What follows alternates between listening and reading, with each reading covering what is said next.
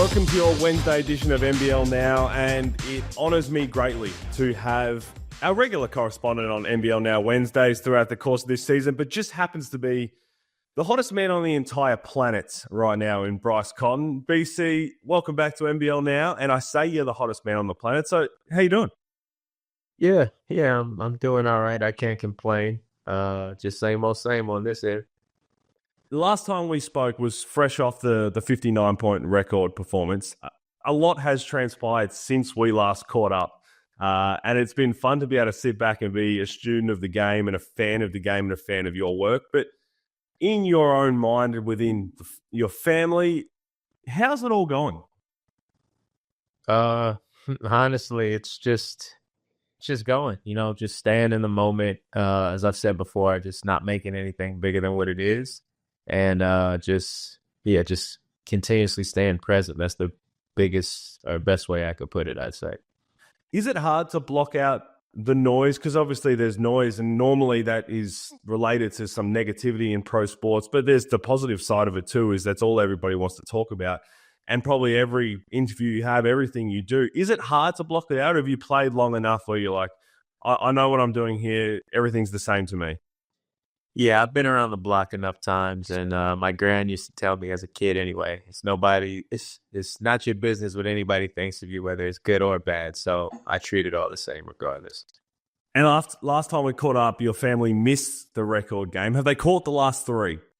They have caught these games. So luckily there was no mess up with the streaming or whatever it is, how they watch it. So it's been all good since.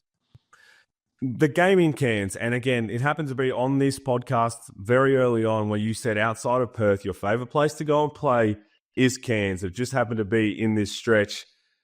What is it about Cairns that you love playing so well at? I love the vibe. It's a beautiful city, the arena's cool, and yeah, there's not one single thing I don't like about Cairns, but like I said, it's been like that ever since I came to this league. Talk to me about the game in particular, because everybody, as I said, the noise has been there, and clearly the Taipans were out to try and make sure that anybody but Bryce Cotton could beat them.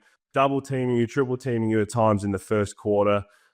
Only had 4 points in the first quarter. You've seen every coverage there is in basketball. What's going through your mind at the quarter time?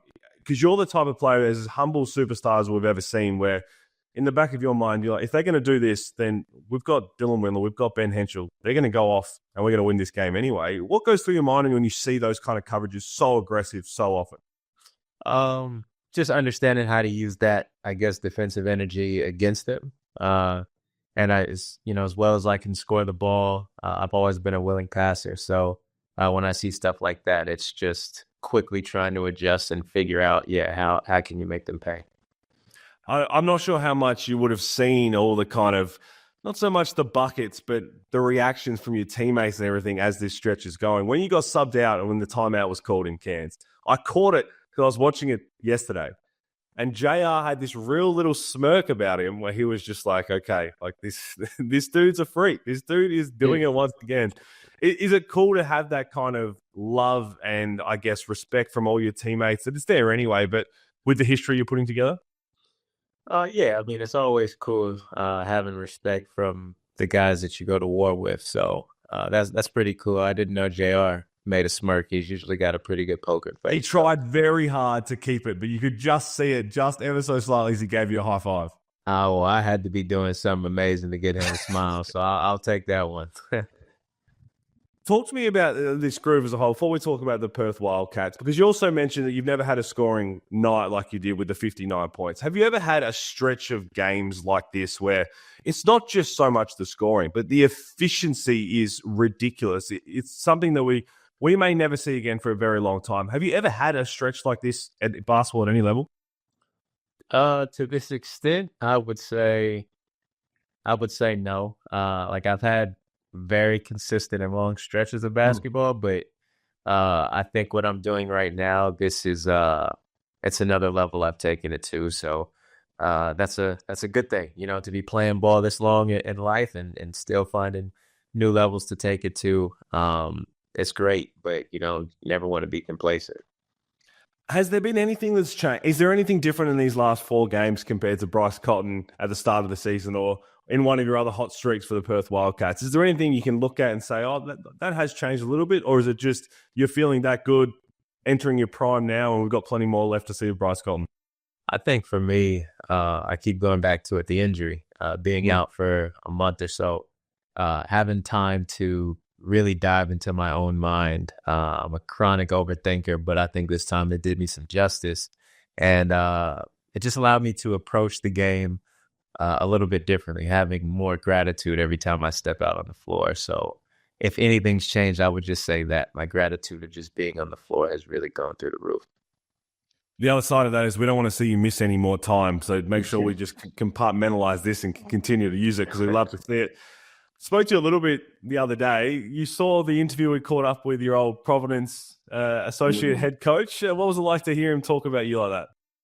Yeah, that was cool. I think a lot of times when people, I guess, talk back on things in the past, people sometimes have a tendency to exaggerate things or whatever. But to LaFleur's credit, he told it exactly how it was. He told the truth, and I found myself laughing a couple times, when he would say, especially those first couple years, no matter what success I had, they were still trying to figure out, how to just recruit over me. They weren't thinking of me. And that's what I felt at the time. So it was, it was really cool to go back down memory lane, though, for sure. And then to hear a guy who clearly is still marveling at what you're doing on the other side of the world say that every team that he now is part of, he uses you as an example to tell players of what they can achieve and how they can go about doing it. Having known you now for a few years, I feel like that would mean more than a lot. It does, because I think the majority of kids that's going to play the game of basketball can relate to being told that they're not good enough at some point in their life or being, I guess, underrated. Most kids can relate to that. So that it's really cool that I guess I can be an example for the teams that he coaches if he chooses to use me as that. We probably need to get him back out here. He could coach somewhere in the NBL. I'm going to keep pushing for it. I'm sure you would as well. The Perth Wildcats as a whole, since the fever break, averaging 119 points per game. It is an unbelievable offensive stretch from the team. And again, league-wide, the offensive numbers have gone through the roof. But just looking at Perth for now, was there anything stated during the fever break or anything you did to change the game style? Or are you just in a flow state as a team where everything's flowing? It's a little bit of both. Flow state for sure, but also knowing like during that fever break, we had a meeting and just kind of talking to each other and telling ourselves we're at that fork in the road and our season is going to go one way or the other. There's no in between. And whichever direction we take, it's going to happen right now. So we got to do everything we can to put ourselves in the direction we want. And then from there, you live with the outcome. We've seen it again, as I said, league-wide. The entire scoring average is up and everybody's putting up almost 110 points per game. You've been in the league long enough. You probably can't recall a stretch like this where you've seen every team just continue to push the pace and run up the scoreboard. Does it feel different league-wide? I mean, not necessarily. For me, every time I'm out there, it always feels like a blur. But I guess, yeah, just the pace that we play at, from what I've heard, we've always been the fastest league outside the NBA for the past few years. So I guess what we're seeing right now is just reinforcing that fact. Need to ask you this because you are the greatest scorer we've ever seen. Who is your favorite scorer of all time? My favorite scorer of all time? For me, if I'm like studying players, it would be Allen Iverson just because he's the same height and weight I was. So I used to watch him a lot, especially when I was at Providence. I'd watch a lot of his Georgetown clips. But I figure if you're my size and something works for you a lot, it's probably going to work for me too. You know what I mean? But I obviously love Kobe and Kevin Durant and those guys, but I can't learn from people 7 foot and 6'6". That's just what they do. It won't work for me. So I stick to my size when it comes to who I'm learning from or who I love to watch score the ball. And we've seen and we've got blessed in the NBL this year, especially. You talk about the talent in this era, but especially this season. And the last time we caught up after your 59-point game, it was PJC who had a monster performance as well. But the likes of the battles between PJC and Kendrick Davis as well, it looks like you really thrive off that kind of competition because they are the best players we have in the league, and it's always fun to test yourself against them. Yeah. Again, like I'll keep saying it till the cowbells come home. I've been fortunate to play in the era where I feel this is the best the league has ever been. So I take pride in being able to compete against the league's best. And that's a nice honor to be able to take home whenever you finish playing, that you played during the league's, most talented time. That game against Adelaide as well, we didn't have an NBL Now with you on it that week because I wanted to. That was deja vu for me because you sat here, we had a chat probably last year, or was it the year before, when a couple of fans in the front row of Adelaide wanted to say something and you let them know. And you said, I'm never going to start anything, but if you want to say some words, I'm gonna one, give you buckets, but I'm also going to tell you about it after. Did it happen again? It happened again, man. So why? What are they doing? So, I don't know. Somebody said something courtside. It was the opposite side of our bench. And I made a mental note of it. And then what really set me off, though, was when Jesse got hurt and the crowd started booing. I felt that was just disrespectful. Like, you don't ever boo when a player's hurt. So it just added a little bit more fuel to the fire when that happened, too. So I was happy we got the win.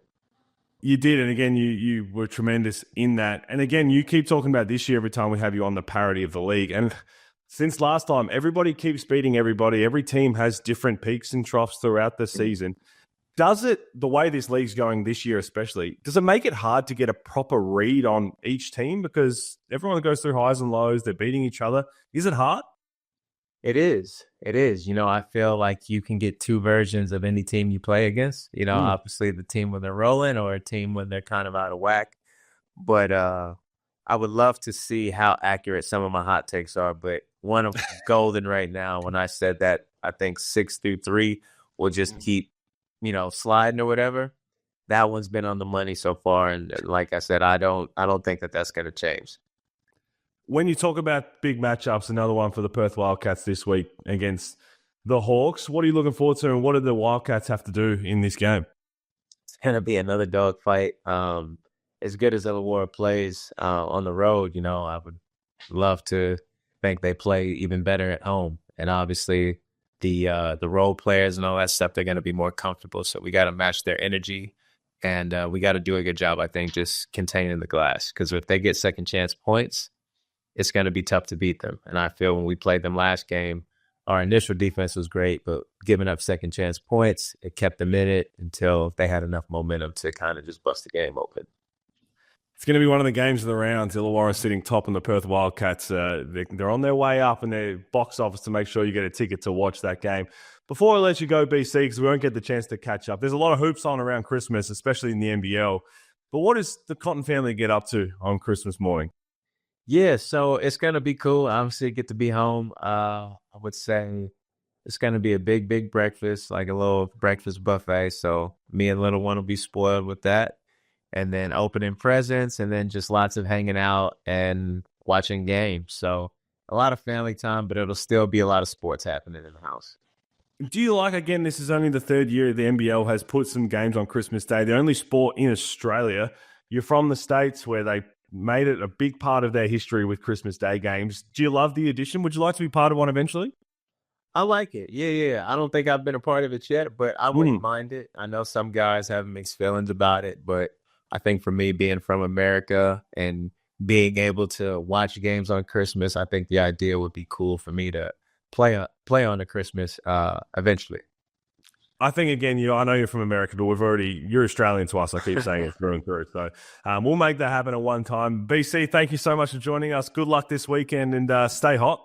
I appreciate you, man.